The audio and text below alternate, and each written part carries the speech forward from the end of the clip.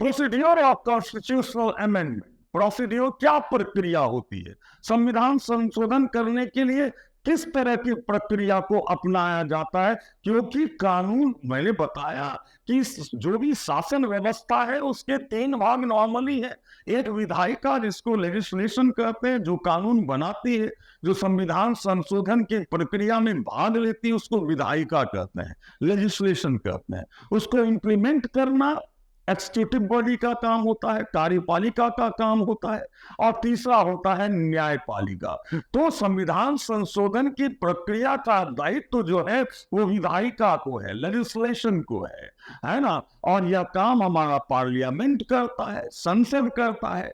तो संसद से जो ये प्रक्रिया होती है संविधान संशोधन के, कॉन्स्टिट्यूशनल अमेंडमेंट के, वो एक तो सामान्य बहुमत से होती है, दूसरा विशिष्ट बहुमत से या विशेष बहुमत से होती है, और तीसरा राज्य विधानमंडल की स्वीकृति से होती है। क्योंकि हमारा देश जो है वो राज्यों का संघ है, इसलिए राज्यों की भी भूमिका होती है कुछ ऐसे संविधान संशोधन में जहां बहुत ही जरूरी होता है कि राज्य विधानमंडल से भी इस विधेयक को या संविधान संशोधन के विधेयक को पारित किया जाए, है ना। तो ये तीन प्रक्रिया होती है संविधान संशोधन की।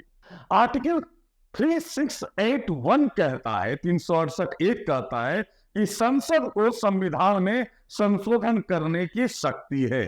तो ये हमारा जो पार्लियामेंट है, क्योंकि हमारे देश में संसदीय व्यवस्था है, विधायिका का काम नॉर्मली विधेयक बनाने का काम जो है संघ में पार्लियामेंट करती है,